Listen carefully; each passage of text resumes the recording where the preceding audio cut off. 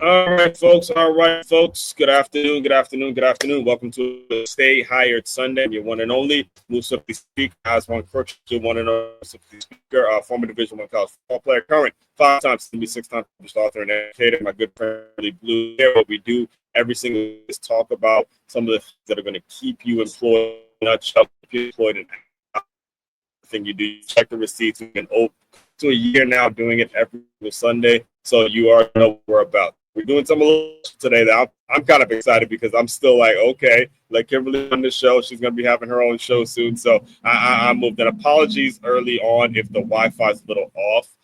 Just know this isn't my normal location. They closed the damn Starbucks, I guess, because lack of staff, but you can't go in it outside the drive-thru. So we got to make it work with how we going to make it work, man. So anyway, Kimberly, go ahead. Hi, I'm Kimberly with Art and HR Solutions, and we are doing something different. We're taking some of our top questions from viewers, and I'm just going to be the person asking the questions. So, are you ready? I'm born ready. Born ready. Let me just label this real quick. Okay. Top viewer questions, you said? Yes. And we have a ton more, but we'll probably get for a couple today. But there's people inside. Wait. Go ahead. All right. Number one, how does leadership hold itself accountable when trust is broken with employees? It's your fault. It's your fault. And there's a whole article written on this, and this is a great question. But it's top 5 reasons why it's your fault. When you throw in the word accountability and leadership, you got to find out specifically what role you played in a situation that's going to continue to keep yourself as a leader or to establish your presence as a leader. I tell the example. I share this example. I'm not sure if I actually shared it on this platform, but back when I played football, I was a captain for my senior team. I mean, my senior year in high school, I was a captain on my football team. And there was a specific play in which I was responsible for a player coming out. I blew an assignment completely, but there was a sophomore who was on the team who they thought it was his fault. So the coaches berating him on the sideline. Why'd you miss it? Why'd you miss it? This, that, and the third. I walked up to him and said, hey, coach, that was on me. That was on me. That was actually my fault. I did not have to do that. Again, I had kind of seniority, and it was one of those things where I could have just let that young kid get berated. But this kind of stuff works in the workplace. So if something goes on in your business, it may not be your fault. You may have nothing to do with it, but because you're the leader, you didn't create something that caused that problem to happen. When you take that approach, folks, then you will maintain your status as a leader. And whether you necessarily win or lose or keep the position, you're going to establish what you need, which is the respect and the understanding that whatever new leadership role is there, then you will know specifically what to do next, which is what leadership is all about. It's literally in the definition of the word. You're leading. Okay. You're not following. Ownership is important. Absolutely. Good answer. Mm-hmm. What are the unspoken rules for getting promoted? Merit. And I'm glad you're bringing this up now because we're this week recording this July 27, 2025, and the Wi-Fi did start working well. So again, brush off that intro, what I said at the beginning. Shout out to Starbucks. But no, now it's gone again. See, I just because I said that, now it's gone again. Anyway, the unwritten rules. Merit. You actually have to be good. This is why you hear me speak so many examples about the sports world is you actually have to be good enough to get on the court, get on the field, get on wherever to play. Now, in the working world, you don't actually have to be good enough to get whatever position you got. You could know a guy who knows a guy. You can get a fancy degree from a fancy school. You can be that person that just kind of landed here and landed there because you got lucky with some sales. The unspoken rules, and this is important because I'm going to give an example in a second. The unspoken rules is you actually have to be good enough. Back when I worked at a Orange Theory, we had a manager there who would come. Now the job was sales, right? He'd come in and bust out a ton of sales. Like the numbers would go up and up and up and up, but he would never get promoted because most of his sales were just reselling packs. So somebody comes in, they want to cancel, and now he gets a sale because instead of selling or trying to convince them to stay in the membership, he sells them a pack.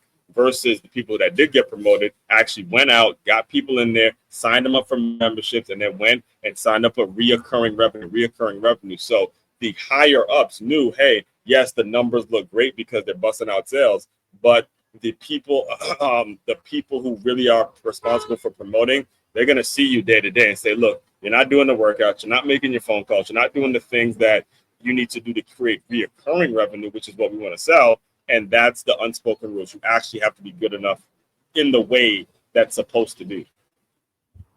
And that's really good. And this is really good that you said that, because the next question is, Mhm. what if leadership isn't being held accountable? It's chaos. Plain and simple. There's one word for that. Absolute chaos. It is chaos, and I've seen it with my own eyes. It is one of the as look at, we're professional folks, and we're folks that thrive off working with businesses and people that want to provide for their families and doing positive things. When you have someone who's been given a business and they spent all of their time effing off on the computer, not doing the things that, like, for example, the gym I used to train at right here at 9 Round. I mean, once we went through COVID, myself and the other trainer, we were hired, like we were asked by the members to go to their houses and train. So we were both good enough to train people on our own. And he had 2 qualified trainers in the gym and asked me what he would be doing during the peak hours, during the hours of 6 to about 9, which is normally when people are using the gym. He'd be on the computer at the gym watching us train. And it's no wonder why the gym's no longer in business. Okay, so the issue is when you have a leader who's not holding himself accountable, it's chaos. Plain and simple, chaos. And so, how does one go about fixing that? What I think is there's a importance in the system. Like the only way you can fix it is to depend on systems, and the goal should be your day-to-day goal, Kimberly, is make it so the system is going to work harder than you. Like your goal from a day-to-day should not, now again, I'm not going to say not go out and get sales. Go out, get sales, sell your product, but that lump sum of money, if it's not coming in a solid system, then you know the day is going to kind of end when the hype ends. You know, it's like a great music star. They have a great song, but eventually people don't get sick of it, right? The way you fix it is to really depend on the system. So the gym I'm referring to, since I use them as an example, luckily for the company, they don't have to depend on that one owner. They have a system in 9 Round that's like, look, you don't get your numbers, see ya. Our system is so good that somebody else is going to come in and buy in the franchise. And if you're ready, if you're going to do the things, then you'll be successful. But if you do the things that he's doing and just deciding not to do the important stuff, okay, the results are going to be the results. So the corporate people, their name is Shannon and Heather Hudson. They have had a dependent on a system that's working harder than them. Like it could be a Sunday, they're hanging out, but their system, 3-minute rounds, you come in whenever you want, the workouts change every day, and that's all people need to hear when it comes to folks trying to get on a workout regimen. It's convenient, it's fast, and it's going to get results, and the workouts are changing. So you get a trainer and a group fitness setting in the same breath. They don't really need an owner to fuss and complain. They need the system that is already in place. Just run that system. It's like if you can get in, you can get in. It's like jumping on a train. Like it's going with or without. You can either jump on or get ran over. Okay. All right. So here we've heard this one a lot. So you're going to like Yes. this one. I have been working for a company for 7 years, and my manager has decided to micromanage everything I do. How do I show her to trust me and understand that I can do the job? Initiative. You got to take the initiative. I'm gonna just point the picture out, kind of illustrate it for you. The person's micromanaging most likely because they're being an asshole now. They're at this point, somebody's on their behind to do this and do that. So first of all, understand what their role is. The job is of that manager. Like, for example, when I was working at a daycare, whenever these with licensing people and corporate people come in, you're working with kids. So the center director will all of a sudden now be very hard and very like, make sure this is in place, make sure there are all that kind of stuff, right? So if you, as a person that's been working for the company for 7 years, you know the business, you know what it's all about. How cool would it be for you to get something done? That manager comes in, and you're like, already did it. Finish the sentence. It's done. You know how stupid they look when they try to micromanage a person that's already done the tasks that you know are happening. So I would say take the initiative to go ahead and do whatever was is going to be asked of you. And then it makes that person who thinks they're doing something by micromanaging, it makes them look really, really small and stupid. The next question is something that we've heard about and we've talked about as well. Mm-hmm. So, favoritism and dismissive leadership. How do you handle that? It was a really long question, so I kind of just recapped it. Favoritism and dismissive leadership. Okay, that's inevitable. You're going to have favorites. You're going to be around people that are liking what they like. They're catering to what they're catered to.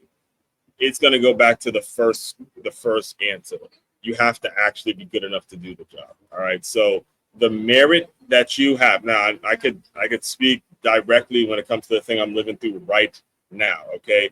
As a educator, a male educator, someone that is working with 96%. It almost feels like 100%, to be honest with you, but we'll go with the high 90s. Other females, there's no men in the industry that I currently work at. Yet Aswan was the one that got a promotion because the sport and fitness director role clearly was something that he needed to add value to. I'm not saying that necessarily to impress you, but it's an impressing upon you. Hey, when you have favorites, again, and females, I don't mind, you could agree with this too. They would love to work with other females because, again, there's certain things they can understand, whether it's, Right. childbirth, whether it's raising a family. Okay, great, fine. I'm not wanting to be your favorite. I'm not wanting to be in a friend group. That's totally fine. And Yep. your thing is, if you're in that position, you actually have to be good enough to do something. And yes, I'm not going to lie, you're operating behind the eight ball. But in my experience, that operation, that skill set, that having to think about doing your job 10 times better just to get a look, ultimately it serves you when it comes to actually getting results, because favoritism doesn't get results. Dismissive leadership doesn't get results. It gets angry customers, it gets loss of profits, it gets people coming in and out, it gets stuff not getting done. And during those leisure times that a boss or whoever is favoritism and the kind of dismissing, during those times, you're putting in work. You're actually putting like putting bullets in the chamber, and you're getting better and better and better and better and better. You never know when you're going to be able to take that thing out and gotcha. Guys, like you seen The Godfather? I love to see in The Godfather when it's towards the end and they're having that christening and you see Michael Corleone, he set all that up. Oh, you want to disrespect my family? Set it up. Boom, boom, boom. Everybody got whacked. I was like, all right, Al Pacino. Yeah.